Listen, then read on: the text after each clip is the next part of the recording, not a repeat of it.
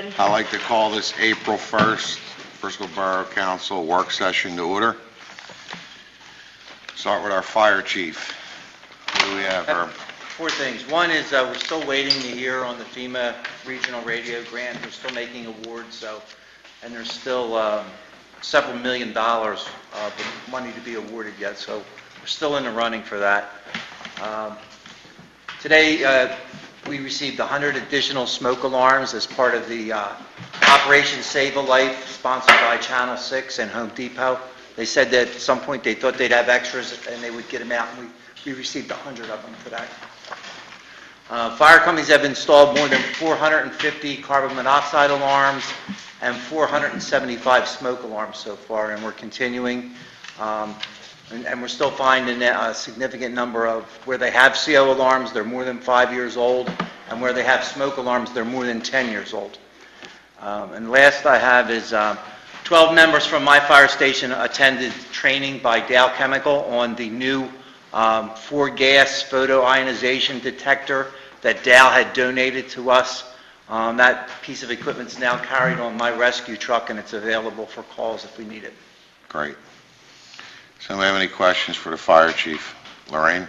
How long do the new carbon monoxide detectors They're last? 5 years. They're also 5 Right. years? But what we're finding is a lot of people say, when we talk to them, they say, I have one, and then when we check the dates, we find out that they're pretty old, especially the smoke alarms. Betty? Yeah, I just want to say that thank you to Goodwill Hose, starting with Paul Goslin, Scott Russell, Dave Albright, AJ Malave, and Wesley Blosser.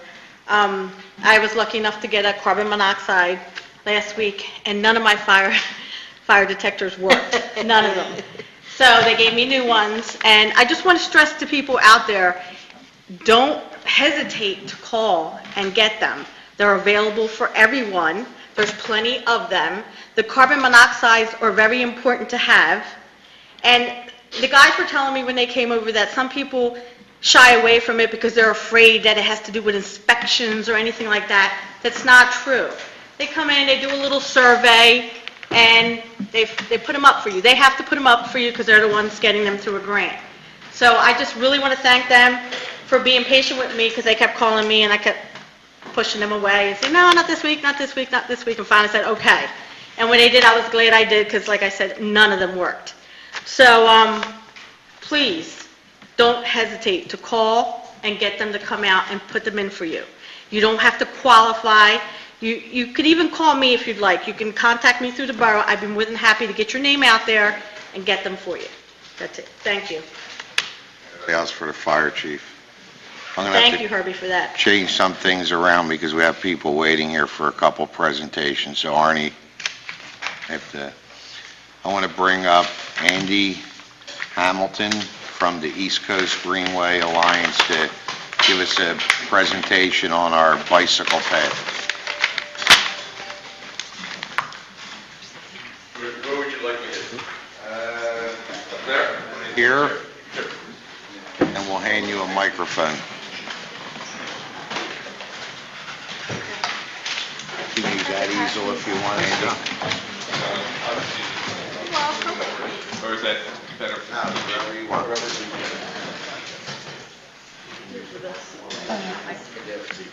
you don't have to turn around. Do you want to stay right here, point things out, or you want to use the podium? I think it's probably better if I point things out. There you go, babe. Yeah. I'll give you the handout. Can you hand your mic? Sure.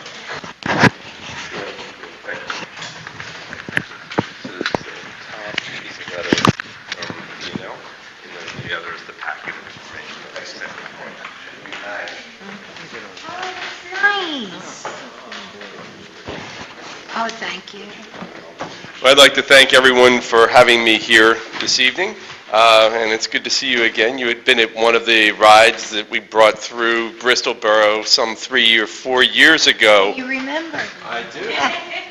And it was a ride where a gentleman rode from Annapolis, Maryland to Portland, Maine with his dog Sadie in a trailer to raise funds for the East Coast Greenway and others. The East Coast Greenway is a system of trails and existing interim on-road routes between the trails that connects 25 cities, 15 states in the District of Columbia, stemming from Key West, Florida, and ending in Calais, Maine at the Canadian border. So the East Coast Greenway is, in this area in Bucks County, it's currently on road, if you will, and the roads are not in Bristol Borough. Eventually, when all the impediments between Morrisville and Bristol Borough are taken off of the canal towpath, in other words, there are 5 impediments there from Tyburn Road to a series of different things all the way up there, we will be located on the canal path. But currently, as we all probably are aware, we cannot traverse from Morrisville to Bristol Borough, but there are many people working to accomplish getting rid of those impediments. So I'm here today to seek Bristol Borough's acceptance to having the interim on-road route of the East Coast Greenway to come into the borough itself.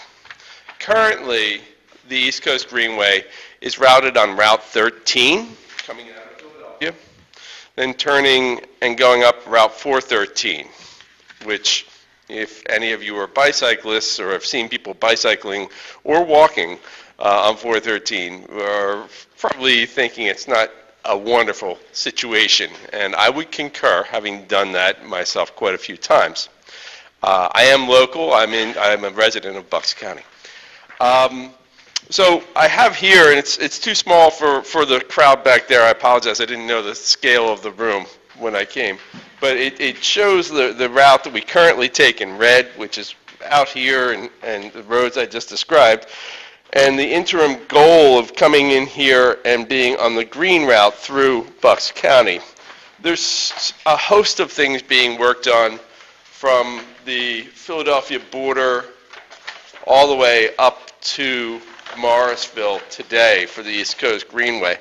But this is, the council members have a couple sheets from us, and on the last page of that handout, you'll see the area of Bristol Borough.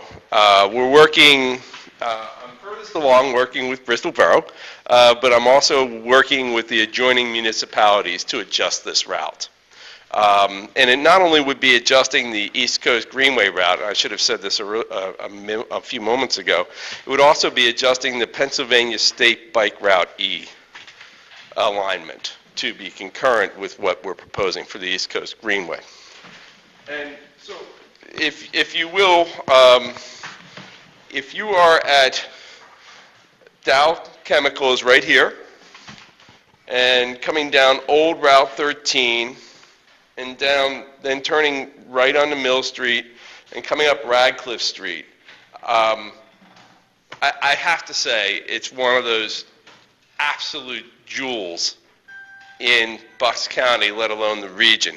It's the hidden jewel. And when you get the whole waterfront and the docks and everything going, it's going to sing opportunities for the borough for all sorts of active recreation opportunities. And you know, the Mill Street, I just can't, I'd be shocked if it doesn't all of a sudden bustle and just really, really kind of change some of its characteristics, which would be, you know, an excellent evolution as always.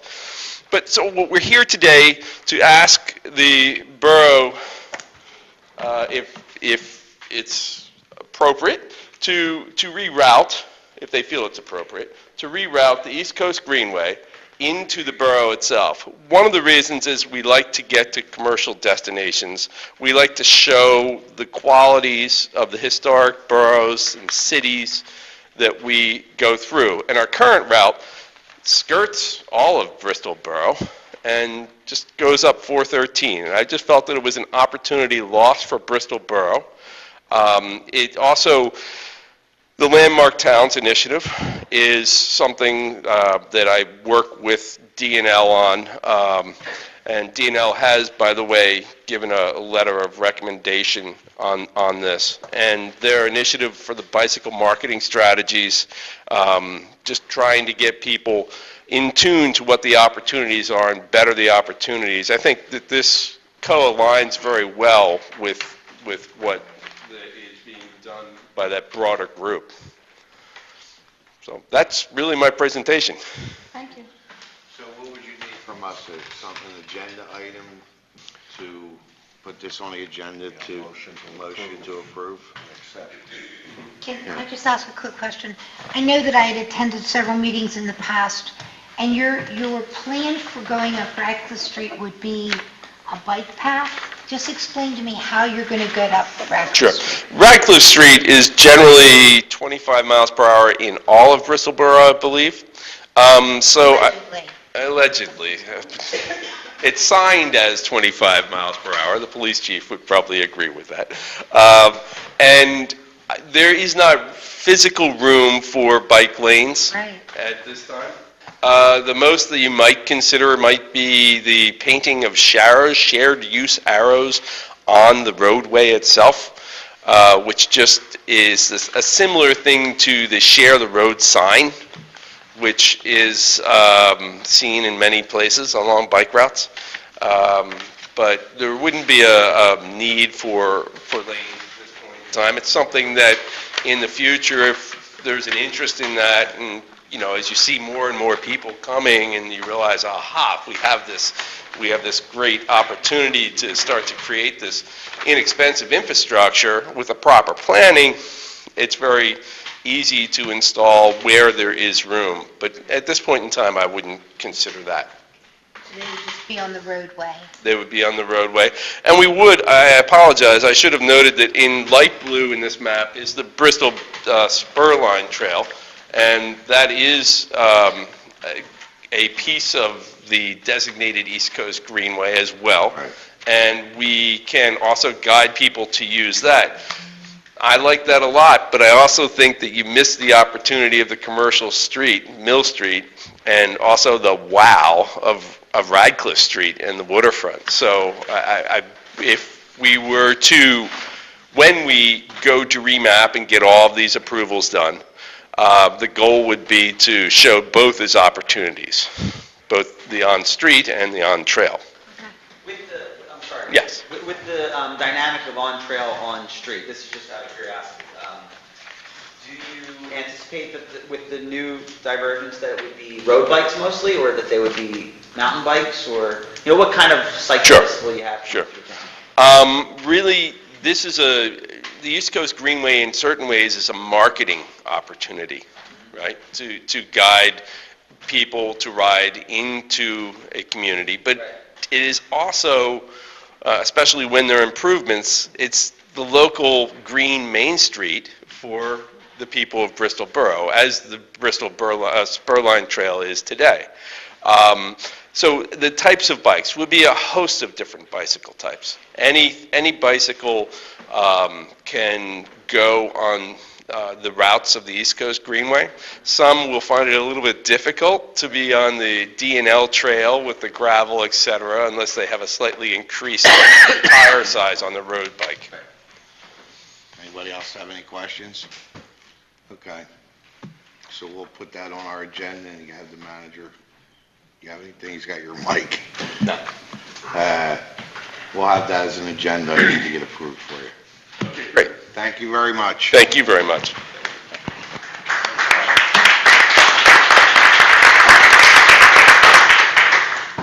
We have another presentation by Susan Myroff from the Heritage Conservancy, and it's called the Bristol Marsh Violets. So, and Robert Moyer, I don't know if you want to go up with her, or? I have a couple of things just to hand out. Is that okay?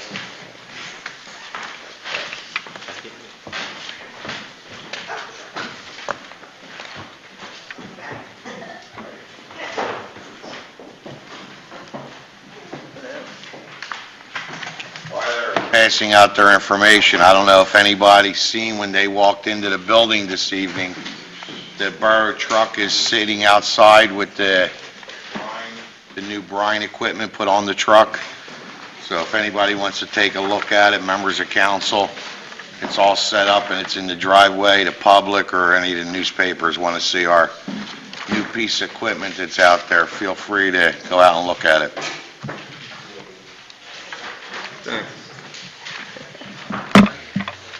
Is it okay to start? Sorry. Can you hear me okay? Just for the TV to pick you up. Oh, okay, great.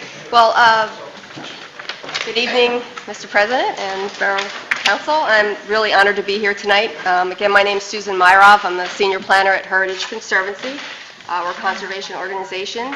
And for the last 5 years, we've actually been working in collaboration with Bristol Borough and the Nature Conservancy, Silver Lake Nature Center, the Bristol Borough School District, and Dow Chemical to provide some programming down at the Bristol Marsh. This is a freshwater tidal marsh. Just some quick background, the Bristol Marsh, of course, is located right next to your waterfront park.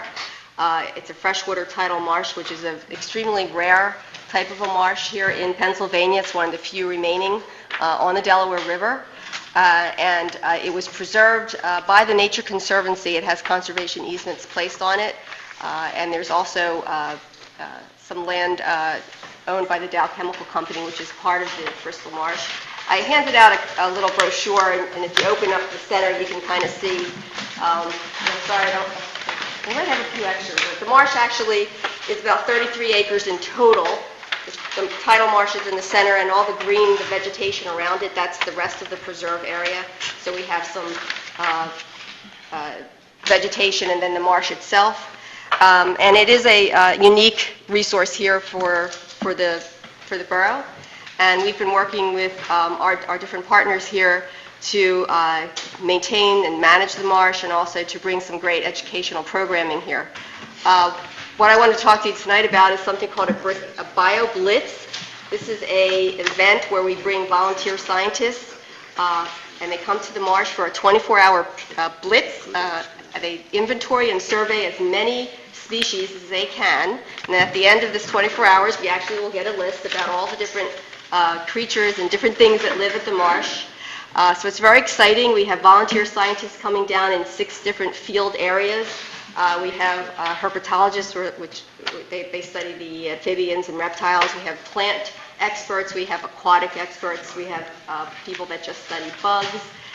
So we have a whole range of folks coming down, and we're really excited about it. We'll be setting up our base camp right at the waterfront park area. We'll have a big tent. The tent will have areas for the scientists who are doing their inventories to come in and record their work. We'll also have some educational programming for the public. They'll be able to come in and see the scientists doing their observations. So we're really excited about it. So again, it's part scientific endeavor, part educational program, part contest. We actually give an award for the team that comes up with the most species during our 24 hours. And we're really thrilled to be able to come down and do this. One of the real exciting parts of this is that we're going to be involving Bristol Borough School District students. And joining me tonight is Robert Moyer, who's a 7th grade teacher. Science teacher at Bristol Borough Middle School. And we've been working together for a couple of years. We actually have a field program or field trip program where we bring students from the school to Bristol Marsh, and they get a chance to see a tidal marsh environment. And then we also work with Silver Lake Nature Center, so they get to visit the non-tidal environments there. So it's been kind of a great collaboration. So you're going to talk a little bit about how we're going to involve the students in the BioBlitz. Sure. I've been teaching students in Bristol Borough here about the marsh now for 10, 12 years at Silver Lake Nature Center. I see some people's, some of your guys' kids ahead. But one of our opportunities is to do a BioBlitz. You get all these scientists, and what they're doing is looking at how much biodiversity is in this park. Is there a rare or endangered species that we don't know is there? Is there a very cool bird that we don't know there that might, bring people from all around to come see this bird? So we want to involve the students where they're actually student assistants, and they work with a scientist of their choice. Maybe they work with a reptile specialist, a herpetologist, or a bird specialist, and they're the assistant, or they go out at night and help carry the gear to study bats, or help put up the nets to catch bats with, and actually get some real hands-on, like actual scientific work. I know plenty of students at our school that would, jump at the opportunity to actually be part of, real science while it's happening. Plus, we get the awesome PR of having a whole list of species done by professional scientists. You could put on your website. You could use as an, economic tourism, ecotourism kind of thing, to have birders come from around the region. So we're working right now to try and incorporate the students the best we can, so that's, it's safe. They got a lot out of it. The scientists don't get too bothered by our students. Susan's been awesome the last couple of years getting us funding for Bristol Marsh programs. The last couple of years she's got us buses so that we can drive the students from the marsh, where they do a study, and then they go to Silver Lake and do another study and compare how a freshwater tidal marsh is different than a inland tidal marsh. So she's got a lot of resources, and I'm sure it's be a pretty neat program for everybody involved. So I look forward to seeing some of you guys out there if you can, or telling your kids if they're interested in science, come find me, and if they're still in the high school or the elementary school, middle school, and I'll involve them somehow. So, Thank you both for coming in. Thank you. Thank you.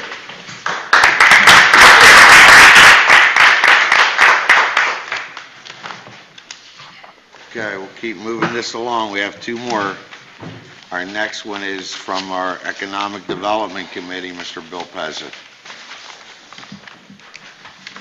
Thank you, and happy belated Easter to everyone. If the images of cooked pastries and things that I've seen on Facebook in preparation for Easter is any indication, I think the town gained a collective 5 pounds each, and we're going to have some work to do. This is a very exciting night, because sometimes I hear people say, why would anyone want to come to Bristol? Do me a favor, stop saying that. Stop saying that and open your eyes and open your ears and think about the assets we have. Because this council has developed a relationship with federal, state, and county organizations, and organizations such as these, that say, we can work with Bristol Borough. We can come here, we can get things done, and there's a synergy there. Just last month, if you recall, we showed the slideshow that talked about how Route 13 blows by Bristol, and one of our tasks is to get people to come into town. Now we have people here tonight talking about how they're going to get people into town. I used to live on Ratcliffe Street. We downsized, but one of my most enjoyable times there was sitting on the porch on a Saturday morning and watching the bicyclists go by. And by the way, these are healthy people. They get up like 5 o'clock, 6 o'clock in the morning. They're blowing by 8 o'clock, and it's not too crowded traffic-wise. So it's a good thing. We appreciate both of the things you're doing. My wife and I took a walk to the marsh Saturday. It was a nice day. And since, I forget the gentleman's name to cut down all the Don West. I'll tell you what, since he's done that, when it's high tide, it looks like our city, our town is surrounded on the river by two sides. It's beautiful. It's absolutely beautiful. So I want to tell the residents, if you haven't been down there since that work has been done, please do. And this is an exciting project. And you know what? There will be people who will want to come to investigate all the various species we have. Maybe we won't. I'm not into that. That's why I teach social studies, because science wasn't my bag. But I think people will come. And while they're here, maybe they'll grab a dinner somewhere. And maybe they'll see a play. And maybe they'll say, I didn't know we had a theater. So let's keep this thing going. It's a very, very good thing. I have a few things to report to you. I also want to congratulate Mr. Dillon and the council. I saw the fountain the other night, and I know Pat's mentioned that a couple of times. The fountain is flowing, it's lit, and it looks real good. And that goes back to what we were saying before. When something in town is broken, we need to fix it right away. And we have that sign in front of the canal. I believe I have found the booklet that we need to refurbish that sign. If not, we'll just have to create one, because we can't leave it that way much longer. So anyway, I have a few things to report to you. Our comprehensive plan is coming along. We're planning on it for June, as we have been all along. And when we do, there's a lot of important work that will have to be done. I just want to talk to you about some early action items that we've been talking about all along. The first one, and it's interesting that the Heritage Conservancy is here tonight.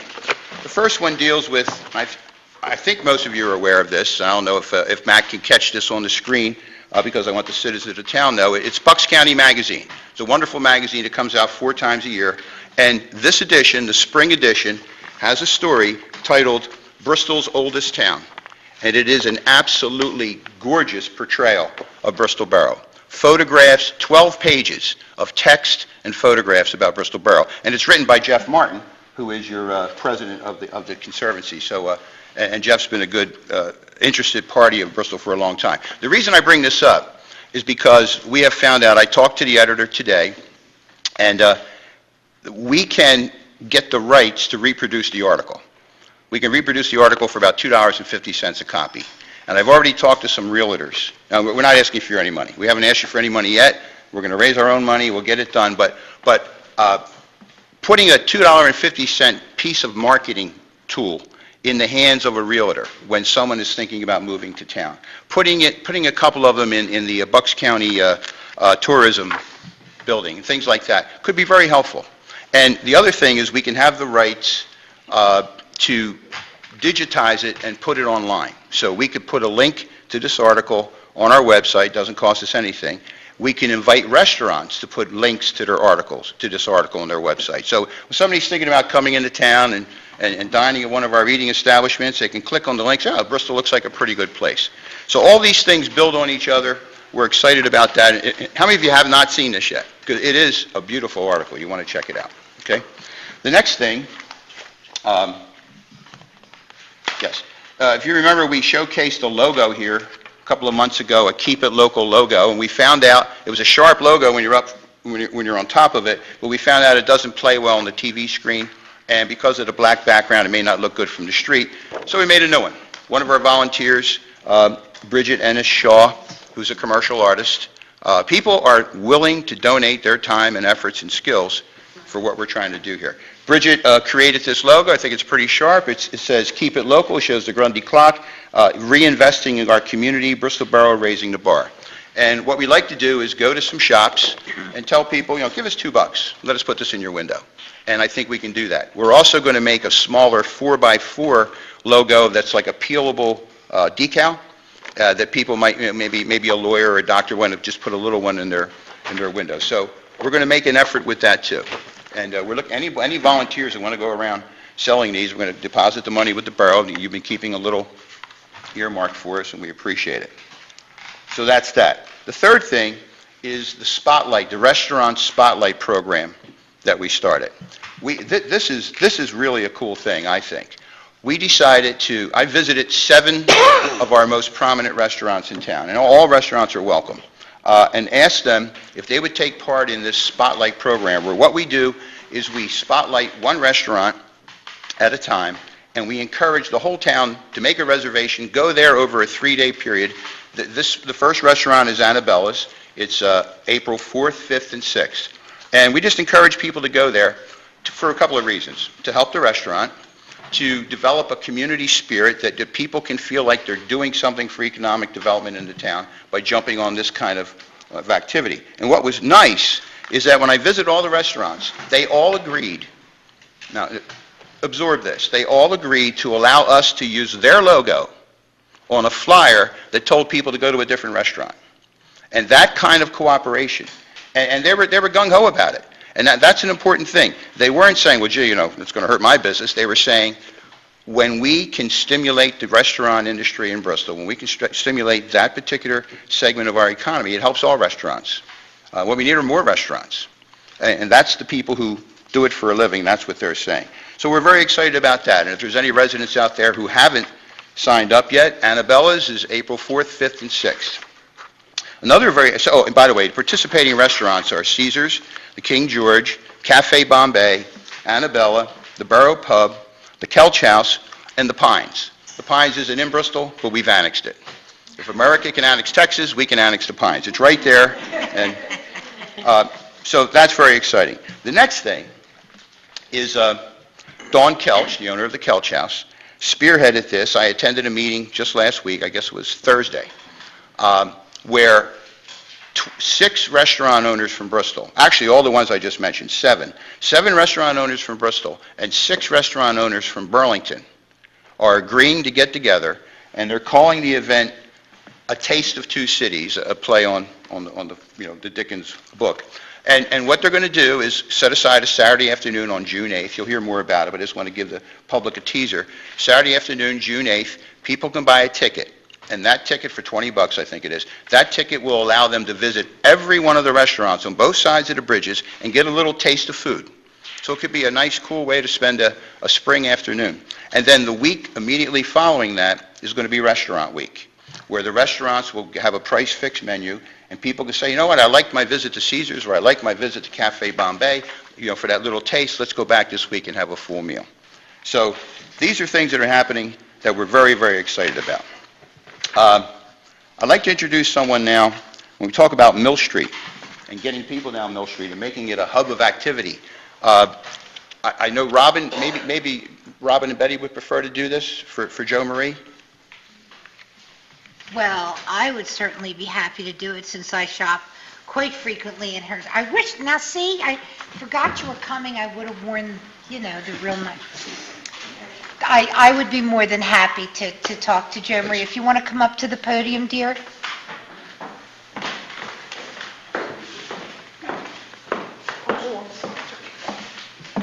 Joe Marie, I'll give you a slight introduction, and then she can talk a little bit about what she does. She was one of those enterprising young women who decided to open up one of the small kiosks that they had at the corner. What was it, the old McCrory's, Joe? McCrory's. See, I wasn't born here, so I don't know the whole thing. So Joe says it was the old McCrory's. Yeah. And she rented out a spot on Thursday, Friday, and Saturday for a specific amount of money. It was only there on weekends. But her business grew, and it grew, and it grew. And she's committed to Bristol, and she's committed to Mill Street, which is one of my tender spots. I know that when I was elected a long time ago, I made Mill Street one of my priorities, and it's turned around amazingly. And Joe Marie, what I love about her business is that, and she'll tell you, I shop there very, very frequently. And she has this great boutique that has different jewelry, not jewelry you're going to find at Macy's or different things, pieces of jewelry that you won't find anywhere. She has scarves and she has hats. And what she's done to this little spot that she's rented out is amazing. It was just kind of this, and I went in the other day at her opening, and we're lucky to have her, and it's exactly the kind of business that we need on Mill Street. This little, women's boutique, and I really encourage, it's right on the corner of Mill and Cedar. Yes, Mill and Cedar. And it's the only business on Mill Street that has the steps that go up, if that helps you all from a landmark perception. But she really does a beautiful job, and again, very different things, not something you see everywhere, not off the rack, for jackets, scarves, hats, and she's doing a beautiful job, and I really, really encourage. There's that, and I was hoping that Jimmy would be here tonight from Bird of Paradise Flower Shop, and he's another one that came into this town and opened up the most beautiful flower shop and has the most amazing array of flowers, very inexpensive, and we're they just last. And they last. Good They Lord! last forever. 2 weeks ago, I stopped and I bought flowers, and he gave me roses. I just go in and say, "Make me something beautiful for $20," and he gave me white roses, and that was 2 weeks ago, and they're still. I just keep cutting the bottoms off them. So honestly, we really, more than anything else in this town, the people that are negative about Mill Street, the people that have the comments to make, you need to patronize Mill Street. There's plenty that you can buy, and there's plenty you can do. See, it's true. There's plenty you can do on Mill Street. And Joe Marie's is one of the new shops that you won't be disappointed, I promise. So you talk a little bit about what you do. Thank you. Well, first of all, I just want to thank everybody for inviting me and giving me such a warm welcome when I opened the new boutique on Mill Street. But Bristol is not new to me. I was a young girl when I moved into the Levittown area. I spent many of hours down in the library studying when I did my undergrad work. I taught at St. Mark's School when it only went up to 4th grade, and the airplanes would land on the water. So I remember bringing my children down here to Ballows to buy their school shoes, and going to the King George for when they had their ring days in high school. We would celebrate at the King George with a luncheon. So Bristol has always been, the borough has always been a very had a very warm place in my heart. So when I moved into the Mill Street Marketplace and my business began to grow, there was no doubt in my mind that I was going to stay on Mill Street and stay in Bristol Borough and open a little boutique that would be unique and that would service the people of the borough. But the more I got involved, and I joined the Business Association, and I've been working with Bill on raising the bar, I am so excited about what's going on in Bristol Borough. There is so much that's going to happen here. This town is going to grow, it's going to flourish, it's going to be wonderful, and I am so happy that Joe Marie's is a part of the borough. And I just wanted to share with you how we got the name Joe Marie. My name is Joanne Marie. I have a daughter, Anne Marie. I have a daughter, Danielle Marie. And I have another daughter, Joanna Marie. And we were all supposed to work the boutique together. And I figured I was putting the money in, so Joe was going to be for me, but Marie was for all the other girls. So it is kind of family owned, and we are all happy to be a part of the borough. And I do have another tie in the borough. Am I allowed to mention that? Yeah, absolutely. Yes, my sign officer, Sergeant Moores, is also a Bristol Borough policeman, and I'm glad he's there to watch over me. But in Joe Marie's, my motto or my theme for Joe Marie's is to bring in unique things that you're not going to see when you go up to the mall. And you're not going to see a lot of the same thing. We are always bringing in at least once a week something new, but we don't buy in bulk. So when you buy something from Joe Marie's, it's going to be an original, and you're not going to see everybody in Bristol Borough walking down the street with the same outfit you have on. That's our goal. That's where we hope to go. We hope to expand. And personally, I am so happy to be a part of this community and to be a part of having it grow and become prosperous, and I just know it's going to happen. So thank you so much for inviting me. It's wonderful being here. Thank you.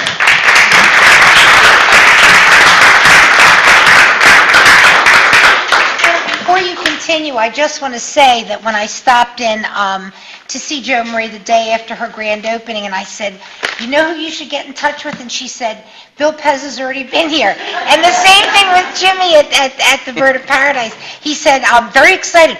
Oh, Bill Pez was in here, so he's out there doing his work. I'm glad we pay you what we do. Yeah. Yeah, me too. Me too. So before you say something, I just want to tell Joe Marie, my mother has a shawl from your place that someone got her for her birthday. I'm trying to confiscate it because there's no more of it. And when she's not looking, I'm going to get that. That kind of enthusiasm is obviously infectious, and I know that Betty and Robin are the representatives from the street and are very interested in the kinds of things, and we talk frequently. But, you know, Mill Street kind of belongs to all of us, too, so it's good that we're all plugging that, and we wish Joe Marie the very best. She showed me a list of things yesterday that she and her smaller committee of the Business Association wanted to accomplish, and it's exciting. It's exciting. Gene Williams from the Grundy Foundation called me about 2 months ago and said, that tree lighting was terrific. I don't talk about the tree lighting every month, but the tree lighting was terrific. It would be neat if we could turn it into a kind of a Dickens Christmas. And Joe Marie the other day said, you know, Jimmy and I want to turn the tree lighting into a Dickens Christmas. We want to have Dickens characters handing things out. We want to have carriages going down the street. So go for it. Run with it. Okay, very good. Thank you very much. Now, the next thing is actually something we're hoping you can deal with as an agenda item Monday night. I'll try to be as brief as I can. There's just too much energy going on here. I've been talking with Robin and Betty and Ralph and the solicitor and the manager about the pop-up program, which we showcased last month. The idea of trying to match fledgling shopkeepers, people that would want to start a business and are just afraid to pull that trigger, with shop owners who have had a vacant store for a long time, and put them together in kind of a free rent thing for a few months with the idea that if they're successful, they would stay. And we want everyone to have some skin in the game. So we're asking the borough if you would consider waiving the inspection, putting a pot of money aside, maybe $1,000 or two, and waiving, I want to say it the right way, the inspection fee. See, the thought is, if I'm a store owner, and I'm going to give my store to someone for free for 6 months, 9 months, a year, whatever it is, I don't want to have to pay to have it inspected so I can give it to them for free. So the thought is to let them have a free inspection, waive the cost. You're going to have the inspection because we want it to, but waive the cost. And that's not for, if they're going to do electrical work, they're going to pay the fee. If they're going to do plumbing, they're going to pay the fee because they're enhancing their property. But if it's just to have our guy walk in and say, it's safe, it's okay, I'm going to give you your UNO. So that was the thought. And I hope I said that correctly, Mr. Solicitor. Yeah, I think that's the way it was drafted. The proposal would be for the inspection or re-inspection, so nobody's putting that money out. And I think what was suggested is maybe the borough, either from the capital fund or somewhere, designate a fund of, say, $2,500. So whenever there is an inspection, that money would just be transferred to the inspection department, so they're not losing their revenue. Right. And, it's $7,500 or $100 inspection. I don't think we're talking about a lot of money. Yeah. Or we hope it is a lot of money. We hope it, yeah. But If it's 20, 30 properties, it'd be great. Yeah, my guess, if we can get 4 or 5 of these going as a model, would be terrific. And Now, Bill, would this be exclusively to Mill Street? my thought would be any vacant store in town that meets the criteria would be fine. But if you guys want to start it on Mill Street as a pilot, that's fine too. I have to tell you that I would feel more comfortable at the beginning, just, confining it to the Mill Street Business District, see how it flies. Right. Let's see if we can concentrate in that area and then maybe move, outward from there, Sounds good to me. okay? Yeah, just get started, right? Okay, so if you could put something along that line that's consistent with what you guys want to accomplish on the agenda, that would be wonderful.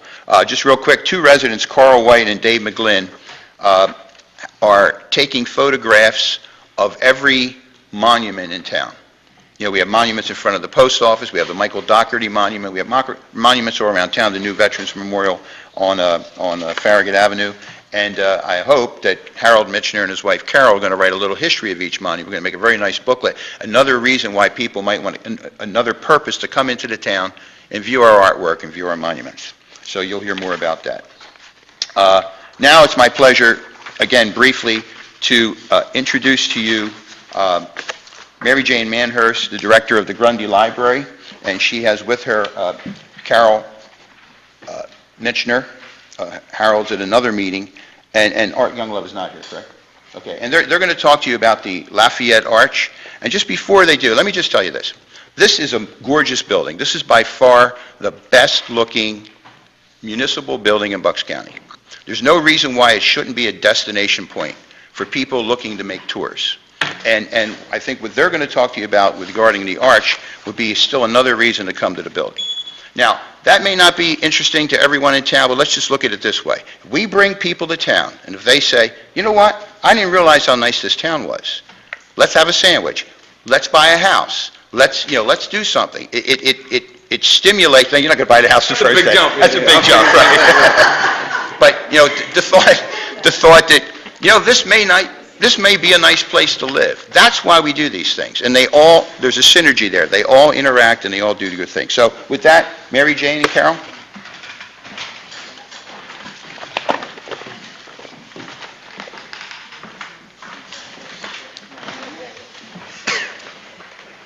Well, Carol and I are here tonight, and Art Younglove wanted to be with us, but he's had a family emergency, and he represents the American Legion, as you know.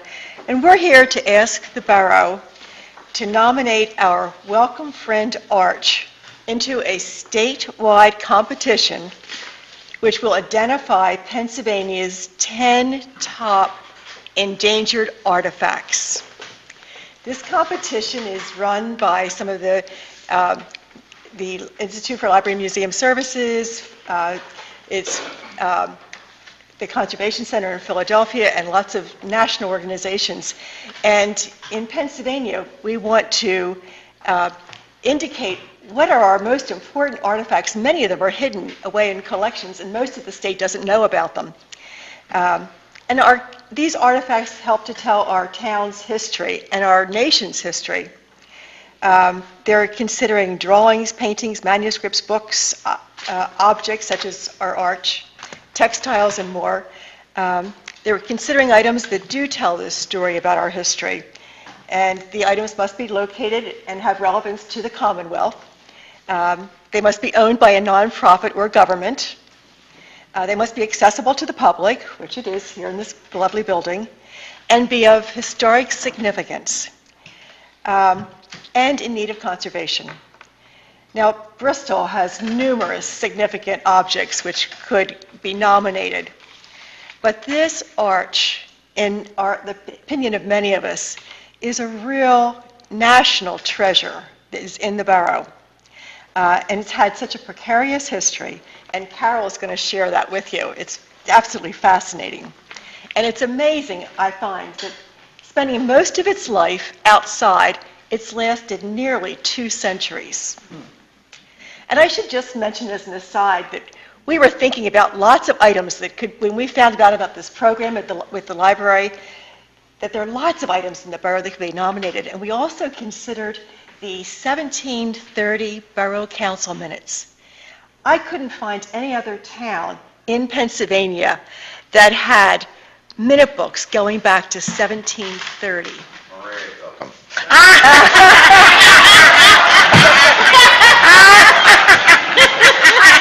Oh, he's gonna get a beating. I'm gonna get a... That was mean. He's gonna get a beating. And your handwriting is still beautiful. That's right. But it's incredible that these records are of our nation's birth. And they are here, and of course, luckily we have them in our preserved area at the library where we are at the caretakers for you. But that being said, this arch is just so special. And this award will bring great recognition to the borough throughout the state. And if we achieve the award, it also will bring money so that the item can be preserved and looked at by a conservationist to make sure it lasts for another couple hundred centuries. The library is willing to help the borough with the application process and do it all we can. Of course, you would be signing it and you would be responsible, but we'll do all we can and we'll provide all the historical background. So you'll have to listen to all the information that Carol has found out about the arch. We've been reading some articles from the Bristol Courier, from the Gazette, which preceded the Courier, and from the Observer. And so we have collected a bunch of articles telling about the history of the arch. And so it begins in 1777 when General Lafayette, who was fighting the revolution with us, was wounded in the knee at the Battle of Brandywine. And so he was nursed in Bristol. And then in 1824, we'll skip to 1824. Now, he was only 20 years old when he was fighting the revolution, but in 1864, he was on his farewell tour of the East Coast, and he was visiting many cities along the East Coast, so Bristol was one of them. At this point, he's 67. Now, imagine this. This is up at the Hollow Creek Bridge. Okay, he's coming through at 1824. And they have a special coach, a barouche, which is a double-seated coach, and a driver in front. And so at the Hollow Creek Bridge, they erected this arch, which is basically 1/3 of a circle, over Ratcliffe Street, and he was met by a bunch of citizens and school children and brought down Ratcliffe Street to Bessonet, Mr. Bessonet's, which is today the Kelch House, Ratcliffe's Mill. And there he had a splendid lunch, according to the news articles that I read. And Mrs. Bessonet was introduced to him. She's the one who helped him, nursed him back to health during his wound. So in 1824, she was still alive, and she met him, and he expressed appreciation for all the town's welcoming, and the people came in and shook his hand, and so on. It's a big celebration. Then after a rest of 2 hours, remember he was 67 years old, so after a rest of 2 hours, then he got back on his carriage and rode to the borderline between Bucks and Philadelphia County, where he was again welcomed and taken to the city of Philadelphia. Now, so that's the initial way that the arch was used. Now, in November in 1895, and these are from little articles that we have documented in the library, it was used in the dedication of the Methodist Church. They were building a new church on Mulberry Street, and the arch was used right over the speaker's platform. So that's mentioned. In 1895, December 14th, William Hay, who was a photographer in Bristol, took a photograph of this arch. Now, his photography studio was at 242 Mill Street, and that was sent to Trenton to be used in a book. In 1897, Mill Street has this ancient arch, and Andrew Schaefer, who was a person who was connected with the Badger Farm outside of Bristol, raised this arch in front of a house, or of a store. Now, Joseph Van Zandt had an antique store in Bristol Borough, and this is at 215 Mill. And he had this arch, and there's a picture of it out there, right under the arch of a parade, and over it, there's this huge other arch that was built, and it has Civil War generals on it, and above it, it has a bust of Lafayette and a bust of George Washington. Then the arch is hung below it. So you can see that picture when you go out there tonight. And that's soldiers that are marching under it. Then the next thing that we have on the arch was, it was in 1904, it was at the Henry Clay Beatty Post of the Grand Army of the Republic. And this was, it says, presented by Andrew Schaefer, who is connected with the Badger Farm, and it had been treasured by John Dorrance, who's a famous Bristolian. Okay, then it disappeared for a few years, it said. And finally it was found in a barn that was down on the Badger Farm, and in it was this arch plus a picture, a portrait of General Lafayette. Now, that portrait was damaged, it said, so they couldn't save that, but the arch, they sort of resurrected.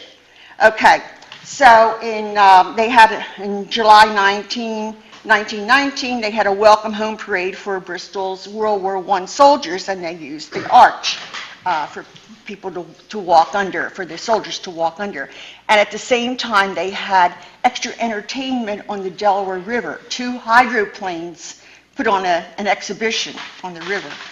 On May 1st, 1920, they were planning this huge anniversary celebration of Bristol's Bristol's charter, which is 1720. I noticed that on Chief Porter's badge tonight. It says 1720, right? Okay, so in 1920, they were going to have this big celebration, and they were going to reenact this Lafayette coming to town. So Walter Leadham had located the actual carriage that Lafayette had ridden in, and they had 100 girls who were imitating the flower girls in the parade, and they had all these citizens and everything. It was a huge parade, and we have lots of information about the different divisions and so on.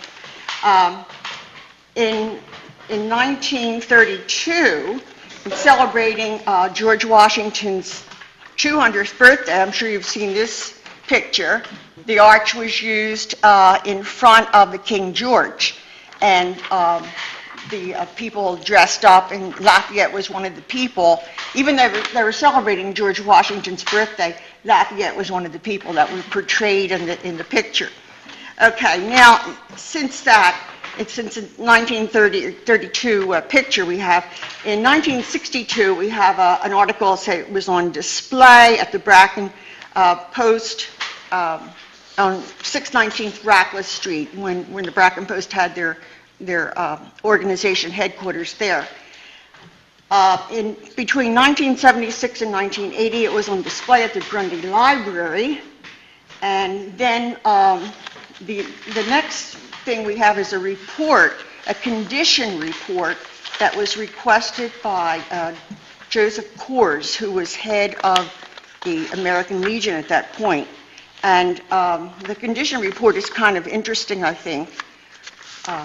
It mentions this conservatory, Fine Wood Conservation from Germantown, evaluated the arch.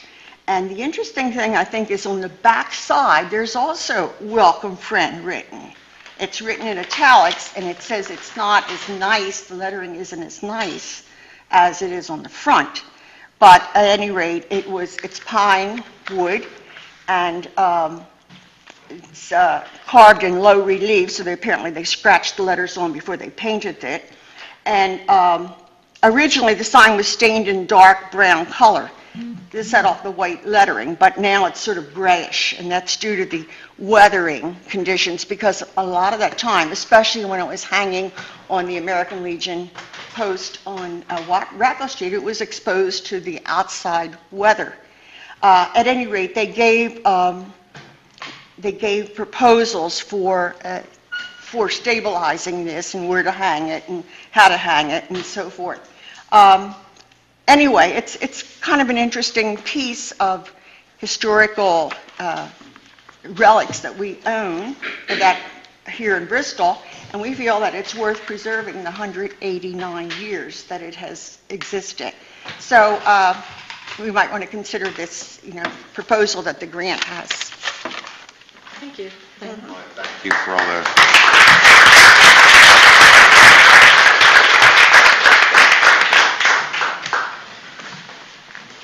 I want to reiterate, Carol and Harold Mitchner are truly treasures for Bristol Borough. They just have such a wealth of knowledge, and we're wise to tap into that as often as we can. Thank you for your time. I know it took longer than... Carol gets paid the same salary I do, but she works very hard and is very talented. And the services we've gotten from the library and this Raising the Bar thing and this economic development have been very, very productive. And the museum, and Donna McCluskey at the museum. So thank you very much. We'll keep you posted. And I hope you'll consider both the application for the arch and the pop-up waiver for the inspections. Thank you. Thank you. Thank you. Thank you very much. Question, Mr. President. Getting back to the arch, I'm glad that we have some interest in putting this in against the Pennsylvania archaeology, artifacts, so forth. A lot of people might not know is that arch, there was 3 arches made for him. One was in Chester, the other one was in Old Town Philly, and that's the only surviving one. So we have a very, very good piece of United States history, let alone Pennsylvania. So I'm hoping that this council lobbies for this to be put as an artifact. And to build on what Pat said, I am a history teacher, and in APUS history, for instance, the Marquis de Lafayette's tour was not just unique to this area. I mean, it was a national event. It was a big-time event where he was hailed as a national hero, even though he was French. And, it was something that would have been read in newspapers far and wide, not just locally. So it's legitimate. Can I just say, the application deadline is the 15th of April. Sorry. You have the council's full support to proceed. It's just a formality for us to, nobody's against it here, so whatever you need to do, Mayor, I would just proceed. I'll work with you. Thank you. All right, I think we're done with all our presentations. I'm going to do public participation, so anybody on this side of the room would like to speak on anything, please go to the podium and state your name and address. Once, twice, anybody on this side of the room? That ends public participation. Chief. Due to the ongoing Route 13 project, we're finding that motorists are turning right off of Route 13 going down 4th Avenue the wrong way. I've discussed it with the borough manager, and Borough Winslow's meeting with PennDOT tomorrow. So we're going to hope we can get some assistance with some signage from PennDOT. If not, we'll have to think of another solution to take care of that. Either they're going down by mistake, not knowing it's the wrong way, or they're just shooting down there trying to make sure that they're doing wrong. So we'll be having patrols out there. One final reminder for the prescription drug take-back program. It's this month. It's Saturday, April 27th. It'll be between 10 a.m. and 2 p.m. In the hallway next to the tax office. We'll have an officer there, and we'll be collecting any kind of prescription drugs you may have, pills, capsules, liquids, creams, anything. No questions asked, just come down, throw it into a box, and we'll have it disposed properly with the Drug Enforcement Administration. And our bike patrols have been out for a number of weekends, and we've been getting a tremendous response from the community. They were happy to see them out so early this year, and they put a lot of miles on these officers, and we're going to try and keep them out as often as we can throughout till December, again, like we did this past year. So, great response, and they're glad to see us. Anybody have anything for the chief? Greg? Chief, I just want to thank you for being responsive to the requests that I know Mrs. Cullen and I have, and I'm sure other members of council have taken note of as well, and that is to have officers outside of the Borough Pub patrolling down Coolidge, most particularly.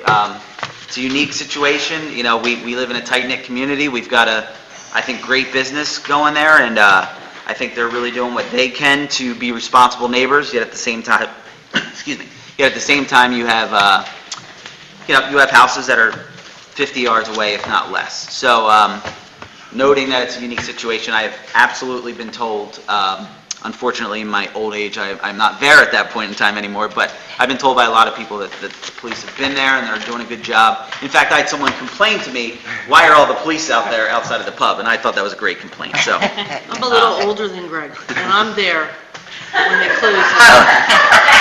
So, and I've seen the police presence, so I'm happy to Yes, say appreciate thank that. you to you. And if we can keep it up, that'd be great. Yeah, Betty? please. Leo? Chief, Cherry Street, the playground behind Cherry Street, Mr. Marino, them kids are back there. Can we send a bike patrol? That's his property there. They're jumping on the fence again. Older kids, not the younger kids. And also by the baseball fields I was watching today, they're just blowing through them 2 stop signs. Oh, yeah, it's that time of year again. Yeah, and you got kids out there, and they don't pay no attention to them 2. One by the apartments and the one by Gabriella's. Usually step that up when the Yeah. season starts, but I'll tell the officers now. Thank you. They're already practicing now, so. Betty, what do you have? Yeah, I don't know how to handle this exactly. The residents from the 500 and 600 block of Pond Street that park their cars behind their homes, apparently there's a lot of speeding going on back there when people drive back there to park. I know that we can't really do the speed bumps, but they're requesting speed bumps back there. It's kind of like just a parking lot behind their homes. But when people are either picking up people or parking back there, they're flying through, and a lot of little kids live in those houses that play back there. And the parents are a little concerned. I don't know how or what best to do to handle the situation. But if we can, I don't know. Yeah. It's a weird area because it's not like you can hide from anybody, but it's that little strip right there. And the other question I have concerning that area is the parking spots. Do they belong to the homes or is that borough public parking? I would say it's borough public parking. So really park at your own risk. If you get to park there at the end of the night, then you get to park there. They're not designated. That's just my feeling. No, I agree. I mean, without seeing the tax map and the length of those properties, I would imagine it's on the borough property. It is. I imagine the fences go to the property line and the parking spaces are on the borough property. I would imagine that. If somebody thinks it's theirs, maybe they have to prove it to us, but, Okay. you know. Yeah, because it seems like when they're trying to get renters to come into town, they're selling that as, and by the way, you get 2 parking spots automatically behind your home.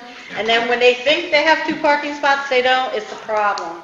But I told them I'd ask about it, but I really asked them also to speak to their landlords. But definitely if we can do something about the speeding, that's the most important to me. Okay, thank you. That's it for... Anybody else have anything for the chief? The only thing I want to say is real quick is that some of you haven't been here as long as some of us have been here. And about 10 years ago, when I hear Mary Jane and these people speak about how great Bristol is and how this building looks, and we came into this and took a lot of criticism over the renovations of this borough. But when you hear people speak about how gorgeous this building is and what it looks like and what it represents, makes me feel good as a councilman that I was part of this, and I know you were, and Betty, this whole process. But it also started with a commitment from our police department. Yes. 10 years ago, we made a commitment that they would clean this town up if we gave them the tools they needed to clean it up. And just for the record, your son was the first police officer that stepped up, and he has made a commitment. It was his dedication that turned this town around. I could tell you that right now. If it wasn't for Joe and Randy and a couple guys down there, this town wouldn't be. We could do anything we want, but he made a commitment where he came in at nights and weekends on his own to try to do whatever we needed to get this done. So you should be very proud of your son. He's an excellent cop. He's his mother's son. Yes, he is. Okay. Greg, what do you have? First, I want to congratulate a constituent of mine and Mrs. Collins. Yeah, just for the record, we have about 50 minutes left. Okay. I'll be fast. I want to congratulate a constituent of mine and Mrs. Collins when we talk about making the borough look nice and kind of bring things to light and represent the borough in a positive way. He happens to also be a relative of mine, and that is my father. There was a great article in the newspaper. Hopefully you were able to see that. I know he stands up here and kind of touts a lot of the things around town, but he also does some things of his own that brings some positive reinforcement to us, and he wrote a book, and it represents a lot of different parts of town. So I would like to congratulate that esteemed constituent that happens to be my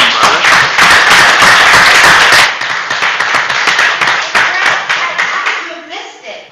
It was the whole picture. father. Rather serious-looking picture, Very I know. well, but, he was you an know. author, but the whole, you opened it, I was like, holy mackerel. Yes, it was a large one. Okay, and then just on to some business. Mr. Dillon, I had a request, and I know Mrs. Cullen had a request as well, about walking along the path back near Riverfront North, near the Lennox building. I know there was some confusion on my end, not on yours, about who owned the path, but I believe that I came to discover that we do actually own that. So the question was, could we get some trash cans back there? We've taken a few walks back there, and there aren't any trash cans, and I'm wondering if we could take care of that. Also between Wilson and Farragut, they also need Yeah. trash cans there. Is that something that you think we can accomplish? Okay. All right. Also, I know that the noise from the trains that we've discussed a few times, it's seemed to subside a little bit, but I still think it's something that we need to keep an eye on from that yard where people are making transitions, where the train tracks are becoming basically a yard. It's along Trenton Avenue, and I'd like to keep an eye on that and push them as much as we can. I hope I speak for all of council when I say I've been watching the development of the baseball fields, and I mean they look beautiful. From the new softball field, which seems to me to be just a tremendous facility. I'm not an expert on it, but it almost looks like the new softball field is as nice, if not nicer, than the old one. And now that the Little League guys have their own Little League field, and then all the other improvements, I just think it really looks great for town, and it's really good for the kids to have something to do. So I think we should all be proud. We should all be proud of that. And then the last thing that I have is, this is a question for the solicitor. I was reading an article from Riverton, New Jersey. They have an ordinance, and I don't think we should over-legislate. I know we've had a conversation about this before, and I do agree with that. So my question is, the ordinance that Riverton, New Jersey had was on making sure that banks, most particularly banks, not just banks, but it was aimed at them, are actually maintaining the vacant properties. And when I say I don't want to over-legislate, I guess my question is, do we already have something on the books that basically says the same thing, that banks would be held to the same standard as any other property owner? Well, certainly, it doesn't matter who owns it, they're all held to the same standards. I looked at that ordinance. That basically is a registration ordinance. It's not an abatement ordinance. It basically says if you have an abandoned property or a vacant property, and they define what that is, you have to register it and pay a fee. It doesn't necessarily say you have to do something with it, okay? We can't force somebody. If there's not a market, there's not a market. I mean, we do have our code regulations now which provide that if you have a vacant property that is dangerous somehow to the public, the windows are broken, the sidewalk, you have to fix it. But I'm not sure there's any way we could force somebody to utilize their building. Right. Okay? Can I just interject? Betty and I have a property on Mulberry Street, Billy, and the bank has come because of broken windows, and they boarded them all up in the front of the building, and I've gotten complaints continuously, as I know Betty has, from the residents. The paint's peeling off the front. It's been vacant for I'd say for about 7 months. What do we do about the boarded up windows? I'm not sure at this point we could, they're going to say it's boarded up because that makes it more secure. Right. As far as paint, I mean, you have property owners who live in their house that have paint that's peeling. No, you're right. I'm not sure how much you can legislate that. If there are other ordinances, we could look at them on these vacant, but that particular one would force registration, but it wouldn't force an abatement.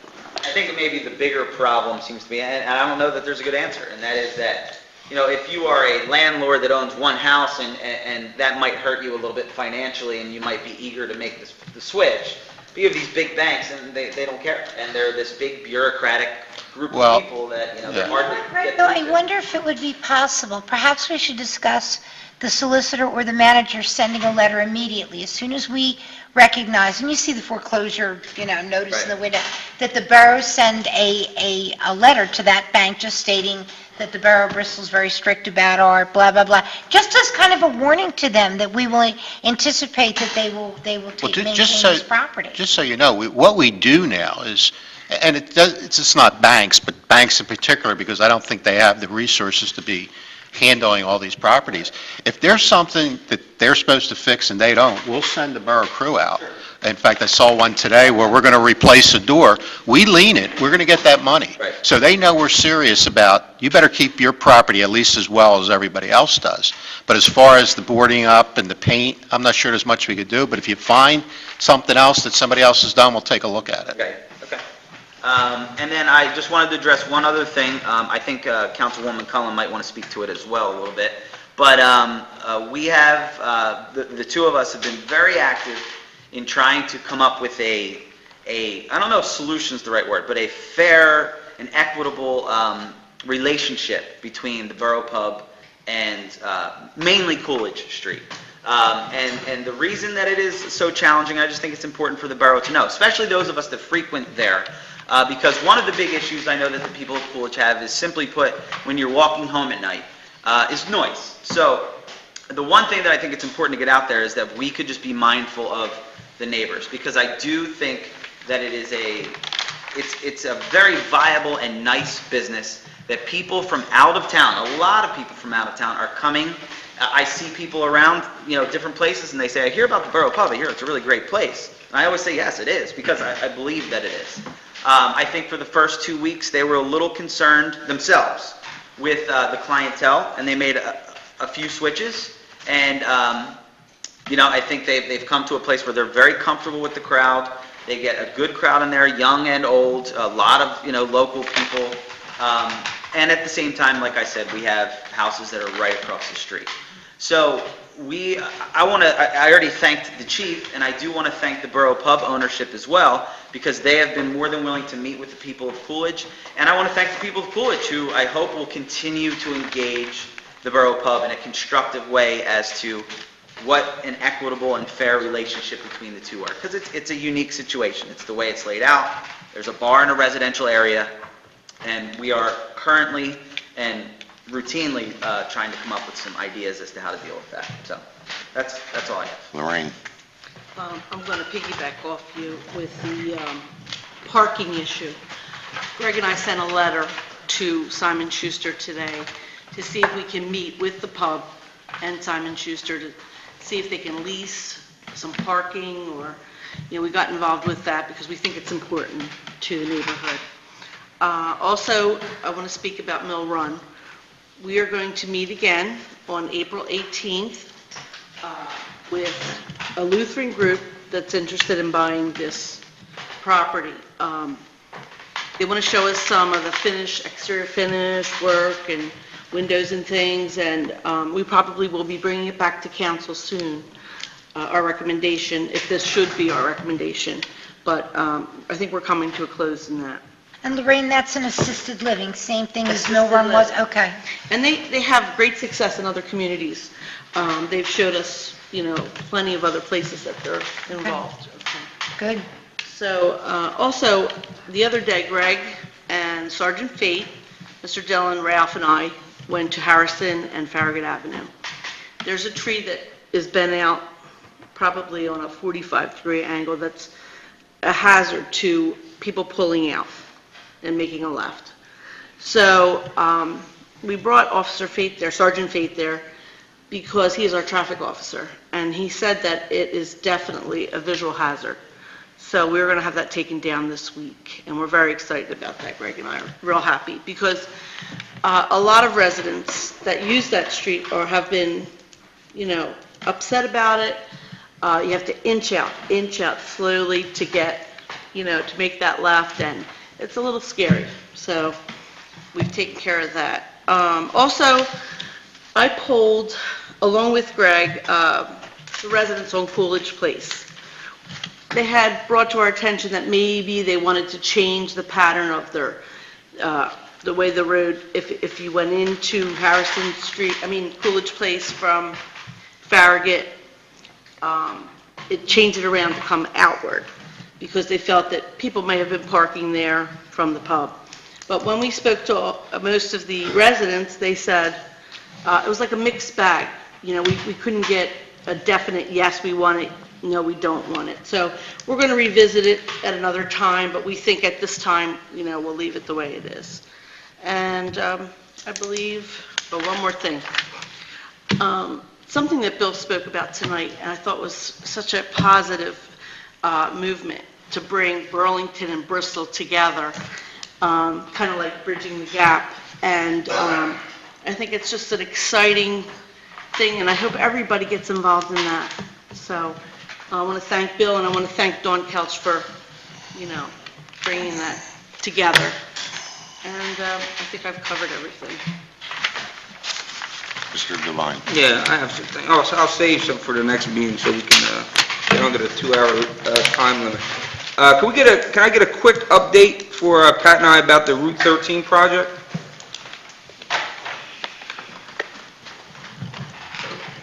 They're working on it, and How close are they to being in the borough?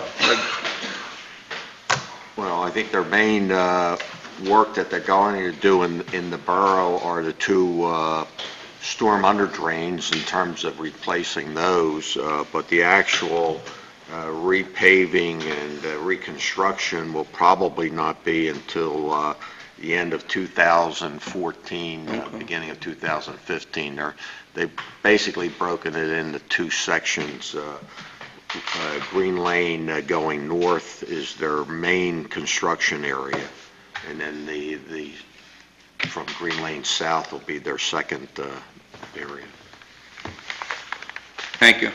The second thing, I talked to a couple engineers, and they looked at the situation for me down at the baseball field regarding the playground and the baseball fields. And what they discovered for me is there are no specific requirements in regards to having a playground where the baseball fields are, but what they did tell me is that what we need to do is just make sure that we meet the requirements, the minimal requirements designated by the highest level of competition at each field. So for instance, like I know on that softball field that's closest to Garden Street, the large softball, it used to be the men's softball field, is I know that they have college teams there. So I'm not sure that we have the minimal requirements for college level play. I mean, and I went and looked at, the distance it is over the fence. That's a low fence, and it's, 6 feet past the home run fence. The college teams haven't played in the last couple of years there. They were authorized by council to play there, but they played on that inside field. So college teams, was Holy Family came in before council and asked to play there because their field was being constructed. But we haven't had a college team play there in the last 2 or 3 years, is my recollection. Okay, and I also... But I understand what you're saying, and we'll make note of that. Okay, and then the second part of that is I would like to know, Mr. Dolan, if you could look into like the mesh fencing, get some pricing of mesh fencing that they do at driving ranges for golf, those tall, thin mesh nets. Tony, not to interrupt you, but I thought the way this was left, you were going to get an engineer involved, bring his name to the borough would retain him, and then he would tell us exactly what to do. Because when our engineer... Let me read this for you again. Go ahead. I talked to engineers, right? What they found that there is no specific requirements. But we There's told not you that. No, you didn't. You said that our engineer, Okay, go ahead. right, he said that it was okay to put it there. That's what you said. You didn't say that there was no specific requirements or anything of that nature. Go ahead. All right, so what I would like to do is to just look into the mesh fencing that they have at driving ranges. Maybe put up some skinny poles. How high do you want it? I would have to, say high enough where, a line drive isn't going to smash a kid who's playing. Well, how high is it? How high? Let me see. I didn't get my degree in engineering that you asked for last month, and I still haven't gotten it yet. But if I were to say, if you want to give me a height requirement, I'm going to say 12 feet.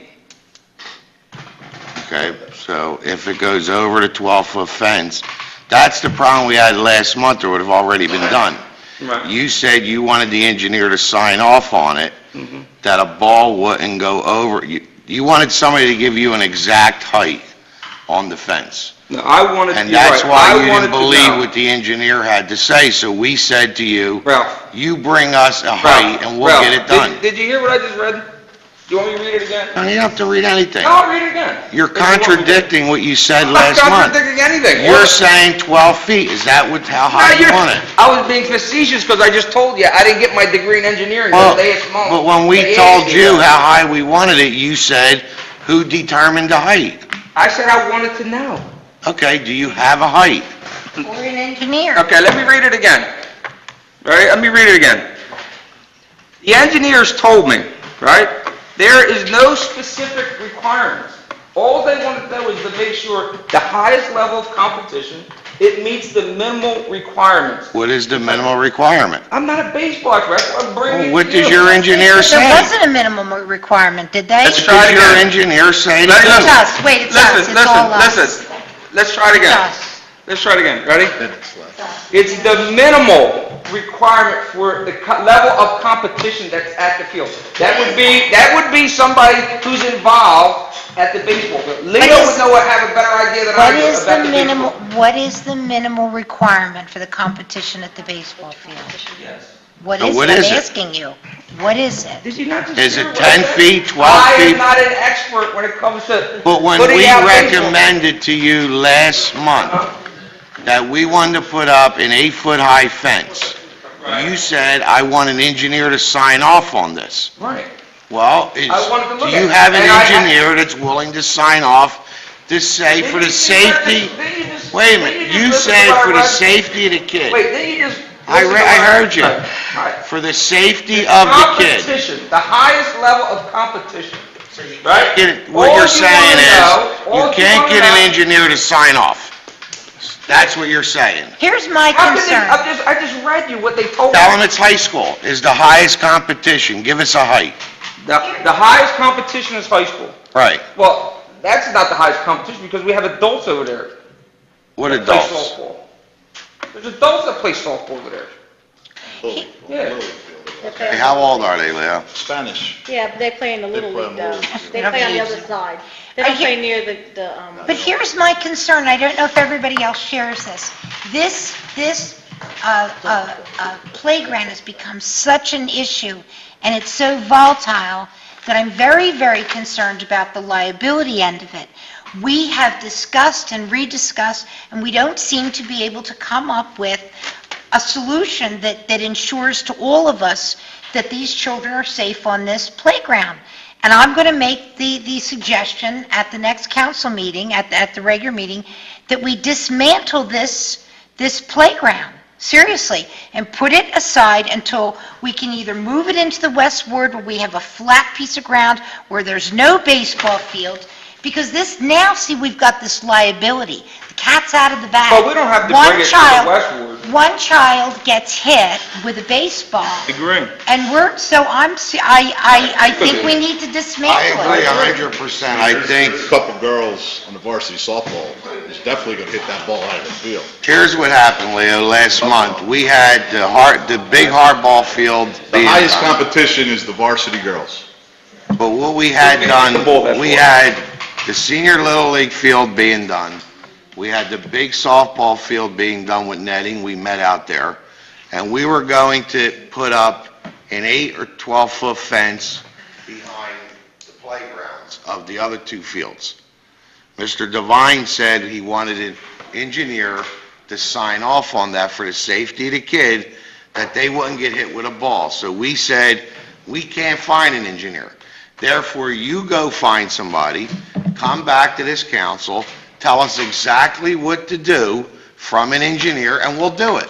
We're not saying we don't want to do it. We will do it. And I just So- read to you, there is no specific requirement. All I'm saying is, they're talking to me, right, and they're telling me there's no specific... Why don't you bring them in so we can ask them questions? Because they told me that they want it off the record, because they don't want to use their name. Wait a minute, they off the What do you mean, record they're an engineer, engineer? they won't use their name? What kind of engineer are they? They don't want you, if you know who they are, right, to, They're What is that? engineers, it's what they do for a living. That's crazy. No, it's not crazy. Sure it is. They're It's crazy. they're All right, making but let's go back. recommendations. But let's go I back. agree with Mrs. Trinnell. I think, Mr. Salerno, let me ask you a question. If we send the borough crew, dismantle everything there tomorrow, because we don't want kids to get hurt, because now that Mr. Devine brought it to our attention, it can become a liability. We're aware of it, and therefore, if a kid gets hit, we're going to be sued. I got a better... So I'd rather just shut it down. I got a better suggestion. I'm talking to the I solicitor. know, it's my turn to talk. I'd rather shut it He down, says, no, it's not. So- dismantle it, and get rid of the playground. All right, I have a better suggestion. Go ahead. Since it is in the North Ward, and the playground was put, I don't think, in the best spot in the first place, right? I mean, although there is no, specific requirements, I don't think that is a smart place to put a playground. That's your opinion. So, it is my opinion. But there are places in the North Ward, I would love to keep it in the North Ward, right? We have the Grundy Park where Mr. Sabatini is talking about, resurrecting the trees there and rebuilding that. It's a flat piece of ground. It would be perfect away from everything. The only thing they would have to worry about is the geese. But Grundy owns that, I have an don't they? idea. Can I- Grundy owns that, I'd we like don't to own speak. that. That one right next to the Canal Works? Right, we don't own We don't own that, but Grundy owns that. Lorraine, go ahead. Yeah. I have an idea. Wait a second, I wasn't finished. No, Mr. Right. Mr. DiGiuseppe just told me I could speak. I know, but I Excuse me. was still talking. I think that we should put Lorraine, a I was still talking. I know with Mr. a DiGiuseppe gate- told with you. a I know gate Mr. around- DiGiuseppe with a- told you, but I was still with talking. a cage around it. I was still talking. Around the Sorry. actual playground. They have fences that you can build up and over, just over the playground. Then they'll be climbing itself. on it. It'll be Yeah, even why don't we more of a just hazard. dismantle it? Well, Just how The public about, doesn't speak. Public doesn't... Well, can we, another great place would be down where we have the basketball courts there. That open area would be a great spot for it. Yeah, except that those... Yeah, I like that. yeah, the tennis courts would be a great Yeah, but area. here, but there All right, let's do this. Before we decide where it's going, let me get a Guess legal lots opinion for from the solicitor. Should we shut this thing down tomorrow or not? I don't think you have to, be honest with you. Billy, come on, Billy. To be honest with you, all this discussion does raise issues, and it's going to put thoughts in people's minds. Sure is. I think there's a legitimate concern here. I don't know if you want to dismantle or just put a fence around it for now and close it down. How about like a netting over it, not just, Yeah, that's what we're not talking to climb? Yeah, that's what I said, yeah. Well, I think the whole issue became, The liability. we would have already had this thing protected. I realize that, I But know we that. somebody wanted something in writing from an engineer guaranteeing the safety of the children And will what's not get hit wrong with with a that? ball. What's wrong with Nothing. guaranteeing the safety of the children? Nothing, but you didn't give us that answer tonight. I just read it, I That's can't give you based the on answer. the There is no comp- answer. You Well, understand? when we told you that No last answer. week, you said there has to be. How are we supposed to... You said there has to be somebody to tell us exactly how high we That's can exactly put But we the have engineers who won't we tell you identify to find out. themselves. That's what I said, that's not what I said. Let's do this. Let's make we don't need council's approval, the manager could handle this. If he wants to shut it down and disassemble it tomorrow, disassemble it, you got council support.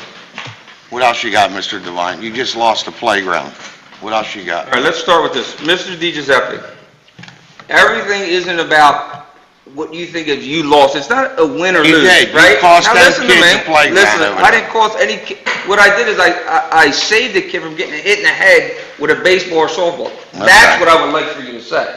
You did. I didn't lose a playground for the children. You're I right. saved the kid from getting hit. Yeah, Yes, you did. I saved. And it's not funny. How many kids got hit so far? No. I don't know. Is that a good way to go through? Is that proactive? No. How many I'm kids saying, got hit how so many far? kids got So hit? let's wait till the first one gets hit, and then we'll worry about it. Then we'll We put only have a nice half smack hour, right- we all have Tony. stuff to talk It about. doesn't make sense. Problem is, you were supposed to bring us an engineer, you only want to give us his name. He doesn't- I don't mind giving you his name. My job- I don't have a problem giving people's names.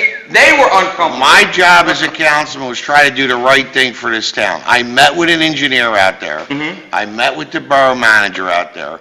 We met with a fence company out there. I did all this on my own time. We came up with a solution last month. The solution wasn't good enough for you, because you said, how do we guarantee the safety of these kids? Yeah. And I agree with you. You said you wanted the engineer to sign a letter stating that no kid would get hit with a ball.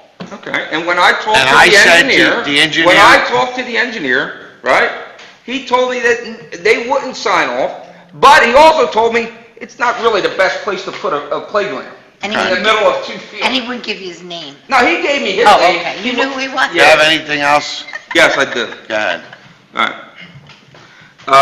Matt, if you're watching this, how long is it going to be before we get our February and March meetings online? People are waiting to see those meetings.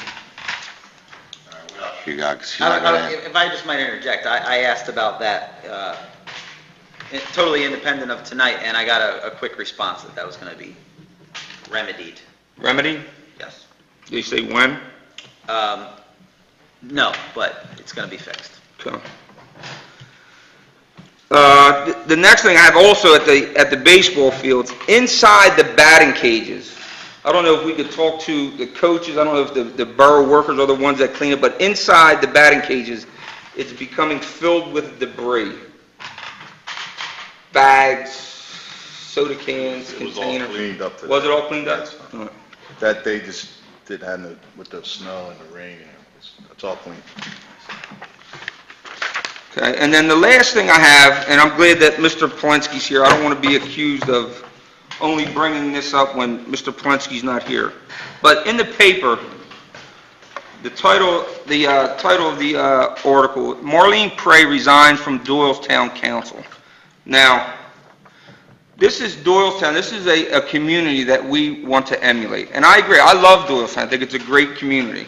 I just want to read something that's highlighted. Councilwoman Susan Madian said, "Pray, raise the bar," as the chairwoman of the Community and Governmental Affairs Committee. Pray's resignation is about doing the right thing by the community. Now, this is what Doylestown's council president, Det Anson, said. Now, Mr. Polensky, while you're here, because I don't want to, I don't want to be accused of not addressing you when you're here. Do you think it's fair that you live out of state and you represent people of the South Ward? I don't live out of state. I was elected by the South Council, by the people of the South Ward. I have 2.5 more years, and I'm not going nowhere. I seek legal, and they told me to, you want to go to court, let's go. That's what I have to say. Well, the thing about I read that lady's article, nothing to do with me. The house is up for sale. I've been looking in Bristol. I have Ralph's son looking for me. That's it. I see every month you're putting it there, but unfortunately I work 8 weeks of 3 to 11. I'm a sergeant at the Bridge Commission. This is my 4 weeks of days. I rotate my shifts. I know you're saying I should be here if you want me to be here on the days off. I have weekends off. I don't want to put this council to that. I hear everything. I talk to Mr. Dillon every day, Mr. DiGiuseppe every day. Right. What I'm saying is this. I know what you're saying. All right. That's fine. And the thing about it is, you do live in New Jersey. No, I don't live in Jersey. My wife lives in Jersey. I just think this puts I don't us think in a this is a bad position. discussion That's for all. council. No, it is a discussion. That's your because opinion. The That's reason your why is opinion. that and I'm going to tell you why. Got to be directed to you, not to... You've been playing with this for 3, 4, 5 months. Come on, let's do what you And gotta that's do. the problem. That's fine, Tony. I like you. I do like you. Theo. You do what you gotta do. No, I don't think it has nothing to do with that. Right. You tell me like that's fine. Right, it has nothing to do I with know that. what this is all about. What it has to do with is simple. What's simple is... Simple. Right? Me and you had a handshake. We shook. Man to I man. never shook with you, but it's over with. Now Tom. listen, Let's when go to court. If you people want that to know- go to court, let's It's go to not court. us. We all have other business. We have business. Gavel, Mayor, I'm done. Trustee, I'm done. Monday, we could start again Monday if you not. want. That's Do fine. you have anything else? This is what's Tony, do you have, Tony, Not an agenda. you need to address me first. Do you have anything else? Yes, Mr. President. Okay. Could you ask Mr. Polensky? I'm not getting into that anymore. He gave you an answer. You want to file legal Listen, about you Mr. act like it's Polensky? it's That's not up me, to you. nothing It's not up to personal. this council. It's about, this is what it's about. When other people He in this town that live in the South Ward, Where are they? if they didn't take... Where are they? Bring them to a meeting. Where are these people? We had a I have young man business come up too, here Tony. and ask about it, right? I have business And then we too. had Ralph. We have other ask people. Maria, he asked Maria, make sure you get his name and where he lives. President. See, that's called, see, what that is, that's called bullying. That's what that is. What do you got? As we stated before, I'm not sitting here and listening. this is not an issue for this council. You only get It is an issue, right? Not an Or- issue of anything, Pat. So what we're saying is, You're everyone out of here line, Tony. that's Pat, running, do you have anything? running for office. Leo, do you have it's anything? okay. Betty, you have anything? But that's okay. We can Robin, take you care got of it. anything? Yeah, I did. I wanted to talk about the lot in between. Because I'll adjourn the meeting. I'm not going to put That's up 20 with it. minutes. Yeah, I don't want to take everybody. If you don't want to continue, that's fine. A motion to adjourn. Do I have a second? You got it. Got it. Oh, well, your buddy helped.